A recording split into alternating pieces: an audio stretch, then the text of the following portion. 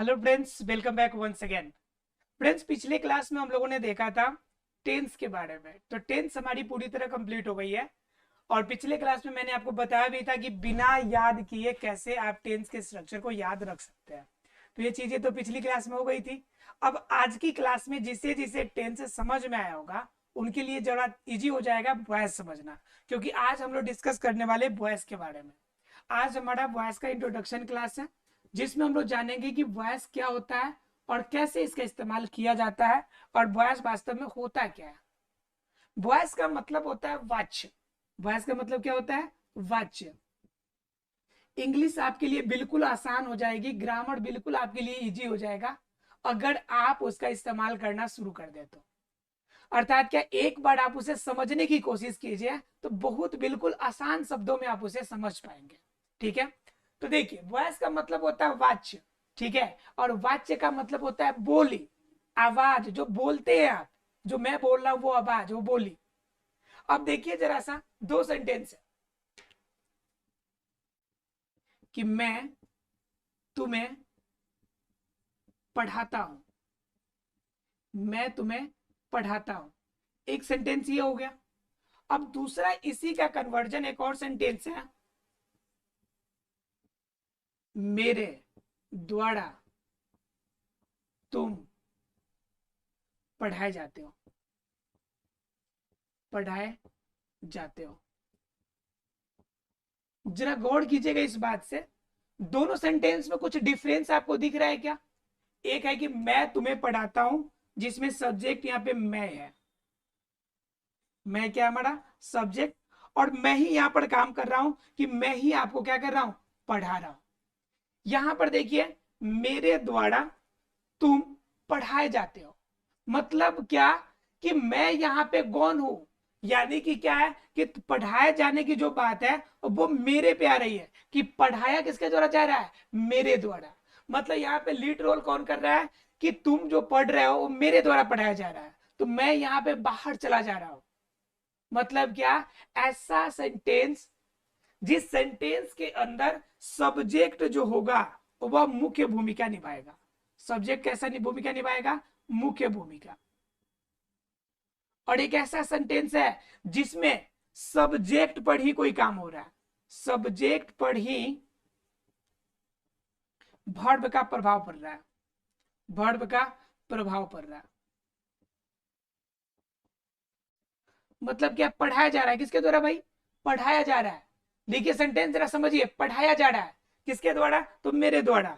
अब बताइए, यहाँ पे मेरा कोई रोल है? बात हो रहा है कि पढ़ाया कौन जा रहा है भाई? तो मेरे द्वारा। मैं ऑब्जेक्ट की तरह यहाँ पे काम कर रहा हूँ। मतलब क्या, एक ऐसा सेंटेंस जिसमें सब्जेक्ट प्रभावी हो, मुख्य भूमिका निभाए, जो मेन रोल लीड रोल करे वह सब्जेक्ट करे। और दूसरा सेंटेंस जहां पे बेचारा सब्जेक्ट बिल्कुल दुबक के बैठा हुआ है और प्लस में जो आपका वर्ब है उसी के ऊपर काम कर रहा है, वर्ब उसी के ऊपर वर्क कर रहा है।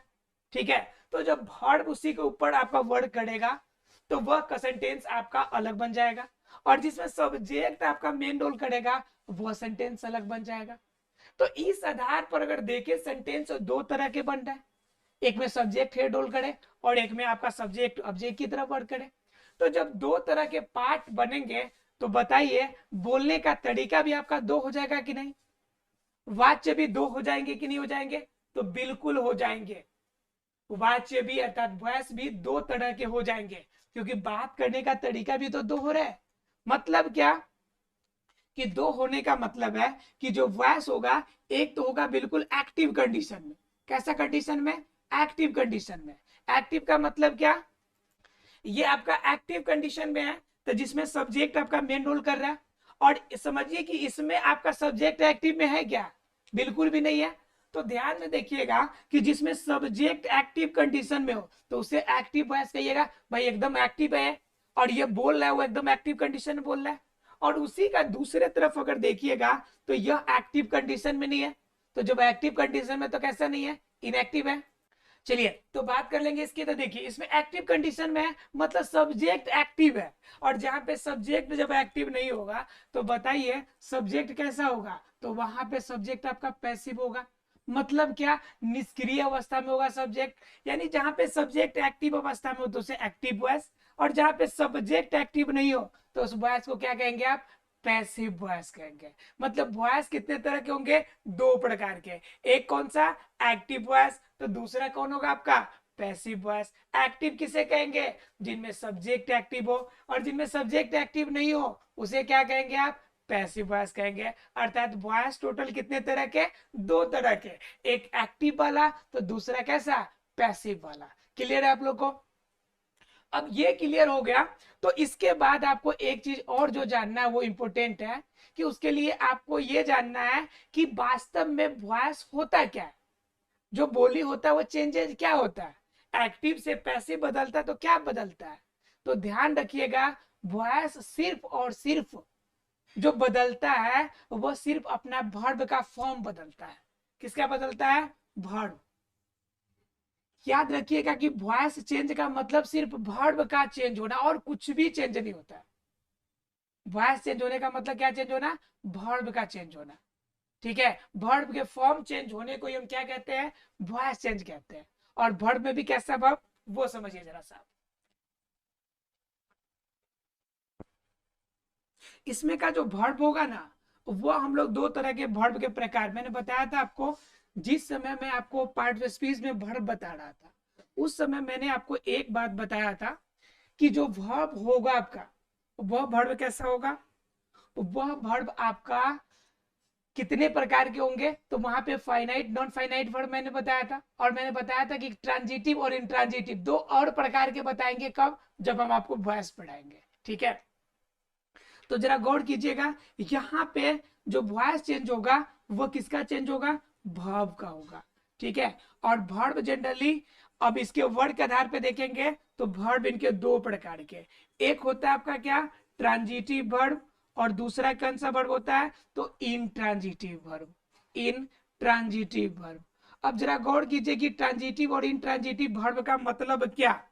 तो ट्रांजिटिव, ट्रांजिटिव की अगर हिंदी बात कीजिएगा तो इसे हम लोग कहते हैं सकर्मक क्रिया। तो ये ट्रांजिटिव वर्ब क्या हो गया हमारा, सकर्मक क्रिया। ठीक है, और आपका इंट्रांजिटिव का मतलब क्या हुआ, अकर्मक क्रिया। कौन सी क्रिया, अकर्मक क्रिया। अब आप सोच रहे होंगे कि सकर्मक क्या, अकर्मक क्या। पहले हिंदी में समझिए फिर इंग्लिश में आपको समझा देंगे। देखिए, सकर्मक का मतलब स का मतलब क्या होता है, साथ, और कर्मक का मतलब क्या होता है, कर्म का मतलब कर्म। ठीक है, और मतलब क्या, कर्म का मतलब होता है ऑब्जेक्ट, कर्म का मतलब क्या होता है, ऑब्जेक्ट, और साथ का मतलब होता है कि जो उपस्थित हो साथ में, मतलब ऐसा वर्ब जिसके साथ ऑब्जेक्ट उसके साथ हो। तो जिसके साथ ऑब्जेक्ट होगा तो उस क्रिया को आप सकर्मक कहिएगा, या इंग्लिश में उसी को कहिएगा ट्रांजिटिव। क्या कहिएगा, ट्रांजिटिव। जरा एक एग्जांपल पे गौर कीजिए आप, I beats you, I beats you. अब जरा गौर कीजिए कि इस सेंटेंस में ऑब्जेक्ट है कि नहीं, यह जो वर्ब है हमारा ऑब्जेक्ट ले रहा है कि नहीं ले रहा है। तो जरा देखिए, बीट्स हमारा यहाँ पे वर्ब है, बीट्स हमारा क्या है, वर्ब है, और इस वर्ब पीटने की वजह से आपकी हड्डी पसली टूट गई, आपका हाथ पैर छिटक गया, तो बताइए इस वर्ब से आप पर प्रभाव पड़ा कि नहीं, तो प्रभाव पड़ा ना जी। तो जब इस पे प्रभाव पड़ेगा तो इसका मतलब है कि यह वर्ब जो होगा वह क्या कहलाएगा, सकर्मक, अर्थात कि ट्रांजिटिव वर्ब कहलाएगा। क्या कहलाएगा, ट्रांजिटिव वर्ब, यानी ऐसा वर्ब जिसका प्रभाव किसी अन्य शब्दों पे पड़े, यानी ऑब्जेक्ट पर पड़े, तो वैसे वर्ब को हम क्या कहेंगे, सकर्मक क्रिया या ट्रांजिटिव वर्ब। ठीक है, एक और एग्जांपल से जरा देखिए, एक और एग्जांपल देखिए कि आई रमेश शेल्स आकार। अब जरा देखिए, यहां पे सेल्स आकार, ये देखिए प्रभाव पड़ रहा है कि नहीं, सेल्स आकार मतलब वो बेच दे रहा है गाड़ी को, तो गाड़ी की स्थिति बदल गई, मतलब बेचने का प्रभाव गाड़ी पे पड़ गया, कार पे। तो जब आपका वर्ब का प्रभाव किसी अदर वर्ड्स पे पड़ेगा, किसी अदर वर्ड्स पे पड़ेगा, मतलब वह वर्ड्स आपका क्या कहलाएगा, ऑब्जेक्ट, और वह जब जिस पर पड़ेगा अर्थात ऑब्जेक्ट अगर लगा होगा तो वह वर्ब क्या कहलाएगा आपका, तो यह वर्ब कहलाएगा आपका ट्रांजिटिव वर्ब। क्या कहलाएगा, ट्रांजिटिव वर्ब।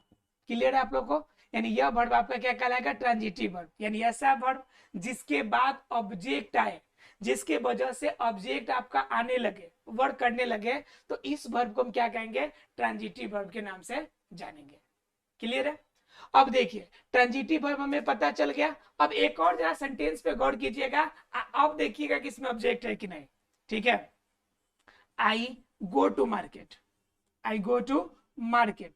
जरा गौर करके बताइए कि यहाँ पे जो गो वर्ड है, यहाँ पे मार्केट पे प्रभाव पड़ रहा है कि नहीं, गो का, जाने का। तो एक बात बताइए कि आप अगर जाते हैं मार्केट में तो क्या मार्केट बंद हो जाता है? क्या आप नहीं जाते हैं तो मार्केट नहीं ओपन होता है? ऐसा सिस्टम है क्या? यानी आपके जाने या नहीं जाने से क्या मार्केट पे कोई प्रभाव पड़ेगा क्या? बिल्कुल भी प्रभाव नहीं पड़ेगा। तो जब आपका प्रभाव यानी कि जाने आने से मार्केट पे कोई प्रभाव नहीं पड़ता, तो मतलब क्या कि सीधा शब्द हो गया कि यह ऑब्जेक्ट नहीं है। ऑब्जेक्ट किसे कहते हैं? वर्ब का प्रभाव जिस पर पड़ेगा, वर्ब का प्रभाव जिस पर पड़ेगा वह हमारा क्या कहलाएगा, वह ट्रांजिटिव वर्ब कहलाएगा। तो गो यहाँ पे क्या होगा, हमारा ट्रांजिटिव वर्ब होगा। ऐसा है क्या? तो बिल्कुल भी नहीं है। तो जब इस पे नहीं हो रहा है तो इसे सकर्मक कहेंगे क्या? इसके बाद कर्म यानी ऑब्जेक्ट ले रहा है क्या? नहीं ले रहा है। तो इससे ऐसे वर्ब को हम लोग क्या कहते हैं, अकर्मक क्रिया। क्या कहते हैं? अकर्मक। अ का मतलब नहीं, कर्मक का मतलब कर्म, अर्थात कि ऑब्जेक्ट, अर्थात क्या, ऑब्जेक्ट जिसके साथ आपका कर्म नहीं हो, ऑब्जेक्ट नहीं हो, तो वह क्या कहलाएगा, आपका अकर्मक क्रिया कहलाएगा। वह क्या कहलाएगा, अकर्मक क्रिया कहलाएगा। तो ये आपके लिए फायदेमंद हो गया कि नहीं हो गया? तो इस क्रिया को हम अकर्मक क्रिया कहेंगे या इंट्रांजिटिव वर्ब कहेंगे। एक और एग्जांपल जरा देखिए, एक और एग्जांपल देखिए, ही laughs at me, वो मुझ पर हंसता है। he laughs at me, वह मुझ पर हंसता है। जरा गौर करके बताइए कि laughs यहाँ पर वर्ब आपका कौन सा होगा, ट्रांजिटिव या इंट्रांजिटिव? तो laughs at me, जब मुझ पर कोई हंसेगा, उपहास उड़ाएगा, तो मन दुखी होगा या मन खुशी होगा, दूर में से कुछ तो होगा, प्रभाव पे तो पड़ेगा। तो समझिए प्रभाव जब आप पे पड़ा तो ये कौन सा वर्ब होगा, तो ये कौन सा वर्ब हो जाएगा, ये ट्रांजिटिव वर्ब हो जाएगा। तो ऐसे आपको ध्यान रखना है कि जिसके साथ वर्ब हो, सॉरी जिसके साथ ऑब्जेक्ट हो, तो उसे हम लोग क्या कहेंगे, ट्रांजिटिव वर्ब, और जिसमें ऑब्जेक्ट नहीं हो उसे क्या कहेंगे, आपका इंट्रांजिटिव वर्ब कहेंगे। अब जरा ध्यान रखिए कि जो आपका वॉइस चेंज होगा, तो वॉइस चेंज में एक ही कंडीशन आपको याद रखना है कि वॉइस किसका होगा चेंज, सिर्फ और सिर्फ ट्रांजिटिव वर्ब का। इंट्रांजिटिव वर्ब का वॉइस चेंज नहीं होता है। आई गो टू मार्केट, इसका वॉइस चेंज कीजिए तो इसका वॉइस चेंज नहीं होगा। क्यों? क्योंकि यह गो क्या है, एक इंट्रांजिटिव वर्ब है। कम क्या है, इंट्रांजिटिव वर्ब है। ठीक है, डांस क्या है, इंट्रांजिटिव वर्ब है। तो ऐसे शब्द जो अकर्मक, ऐसे वर्ब जो इंट्रांजिटिव वर्ब है, यानी जो बाद में ऑब्जेक्ट नहीं लेता है, तो उसका वर्ब आपका नहीं बनेगा, उसका आपका वॉइस चेंज नहीं होगा। एक और जरा ध्यान रखिएगा, एक और जरा सेंटेंस बताइए कि यहाँ पे सकर्मक है कि अकर्मक क्रिया है, जरा ये बताइए। ही बाइज, सिर्फ लिखा हुआ है ही बाइज, बताइए, चाहे इसको चेंज करके लिखते ही प्लेज, ही प्लेज। अब बताइए यहां पर जो प्लेज है वह सकर्मक क्रिया है या अकर्मक, इसको ट्रांजिटिव कहिएगा या इंट्रांजिटिव कहिएगा? इसके बाद हमें कुछ भी नहीं दिख रहा है, लेकिन आप बताइए कि ट्रांजिटिव वर्ब है कि इंट्रांजिटिव? देखने से कोई कह देगा कि इंट्रांजिटिव है, ऑब्जेक्ट तो है नहीं इसके साथ, लेकिन नहीं, इसे इस बात का ध्यान रखना है कि जो यह प्लेज वर्ड है यह बाद में ऑब्जेक्ट ले सकता है कि नहीं। इस सेंटेंस में भले नहीं हो लेकिन यूज तो हो सकता है। ही प्लेज क्रिकेट, तो ऑब्जेक्ट खेलने का प्रभाव क्रिकेट पे पड़ रहा है, तो उस कंडीशन में अगर ही प्लेज भी दिया हो तो इसका भी वॉइस चेंज होगा और यह प्ले जो वर्ड है ट्रांजिटिव वर्ब होगा। मतलब क्या, ऐसा वर्ब जो अपने बाद ऑब्जेक्ट लेता हो या ऑब्जेक्ट ले सकता हो, उन सभी को आप क्या कहेंगे, ट्रांजिटिव वर्ब कहेंगे। और वैसा शब्द जो अपने बाद या तो आपका न यूज किया हो और ना आगे कभी ये ऑब्जेक्ट ले सकता हो, तो वैसे को आप क्या कहेंगे, इंट्रांजिटिव वर्ब कहेंगे। आपको ऑब्जेक्ट पहचानने का नियम एक ही है कि आपका वर्ब का प्रभाव उस पर पढ़ना चाहिए। और वॉइस चेंज किसका होगा? सिर्फ और सिर्फ ट्रांजिटिव वर्ब का होगा। क्लियर है? आशा फ्रेंड से क्लियर हो गया होगा कि वर्ब किसका चेंज होगा, कैसे चेंज होगा। कल अब हम लोग जानेंगे एक एक करके वॉइस बनाने के स्ट्रक्चर्स के बारे में, कि वॉइस बनता कैसे है, रूल कैसे तैयार होते हैं। आपको वॉइस का क्लियर हो गया होगा, किसका वॉइस बनेगा, कैसे बनेगा, क्यों बनेगा, इतना क्लियर हो गया। चलिए मिलते हैं अगले क्लास में, तब तक के लिए thank you very much friends.